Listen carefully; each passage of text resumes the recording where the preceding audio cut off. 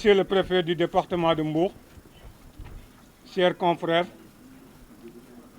chers amis techniciens et animateurs, messieurs les caméramans, messieurs les photographes, chers sympathisants en vos rangs et grades, monsieur le préfet de Mbour, au nom de tous les camarades d'ici et d'ailleurs, je voudrais d'abord vous remercier pour la lucidité, la rapidité, la magnanimité et la compréhension dont vous avez fait preuve dans la diligence de la lettre d'information liée à cette marche que nous vous avions adressée. Monsieur le préfet, à l'image de nos confrères qui sont partout au Sénégal et avec lesquels nous partageons diverses associations de presse, telles que le syndicat des professionnels de l'information et de la communication au Sénégal, le SYNPICS, l'Association nationale de la presse sportive, le collectif des associations de presse, la Convention des jeunes reporters du Sénégal, ou encore le collectif des diffuseurs et éditeurs de presse, et j'en passe.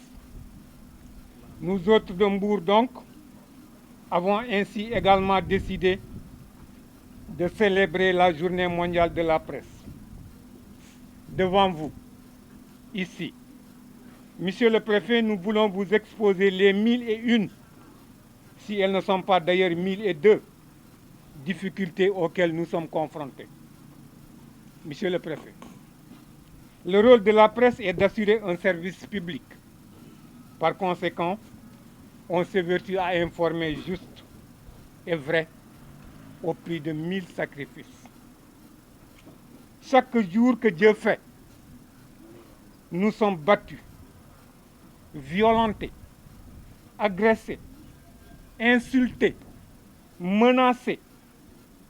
Et aussi bizarre que cela soit, Monsieur le Préfet, toutes ces violences sont commanditées par des maires ou de hautes autorités de ce pays qui mettent à contribution des nervis à leur service. Monsieur le Préfet, les journalistes sont totalement oubliés par l'État et par leurs employeurs. Imaginez, Monsieur le Préfet, que les confrères de la presse écrite, et radiophonique, disais-je, ne disposent même pas d'enregistreurs, des dictaphones si vous voulez. Pour prendre des sons, et vous en avez l'exemple devant vous, ils sont obligés de le faire avec des téléphones. Les ordinateurs ou la connexion Internet sont pour ces derniers, Monsieur le Préfet, un luxe. Les confrères journalistes de télévision ne sont pas mieux lotis. Ces derniers n'ont ni caméra, ni ordinateur, de façon qu'ils sont obligés de se rabattre sur nos camarades caméramans qui, eux, ont acquis leur matériel à la sueur de leur front. Je profite, Monsieur le Préfet, de votre présence parmi nous pour adresser à ces grands professionnels de l'image mes sincères remerciements et ceux de tous les collègues ici représentés, Monsieur le Préfet. Monsieur le Préfet, fortement impacté par la pandémie qui a vu la plupart des hôtels perdre leurs clients, les mariages, baptêmes et autres manifestations festives n'existant plus que de nom, les photographes aussi mangent leur pain noir.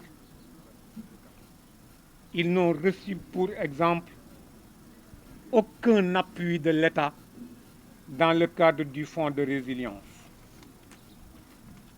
Les animateurs et animatrices également ne sont pas dans de beaux draps, Monsieur le Préfet. Puisque eux, les professionnels, sont rangés aux oubliettes et remplacés tout simplement par des vedettes ou bien de belles dames de toutes sortes. À nos camarades de Dakar, de Mbour, de Thiès, de Kanel, de Tambacounda, de Ziguinchor, de Kaolack, de Fatick, de tous les coins et recoins du pays, proches ou éloignés, nous disons que nous sommes tous d'égale dignité et faisons tous le même métier. Par conséquent, nous qui nous trouvons dans les régions réclamons plus de respect. Nous réclamons également de meilleures conditions de travail. Nous réclamons plus de considération de nos employeurs. Nous réclamons l'application de la nouvelle convention collective. Je vais terminer, Monsieur le Préfet, en vous rappelant une petite phrase que je suis sûr d'ailleurs que vous connaissez déjà. Monsieur le Préfet, nous sommes fiers d'être Sénégalais. Vive le Sénégal, vive la presse. Je vous remercie, Monsieur le Préfet.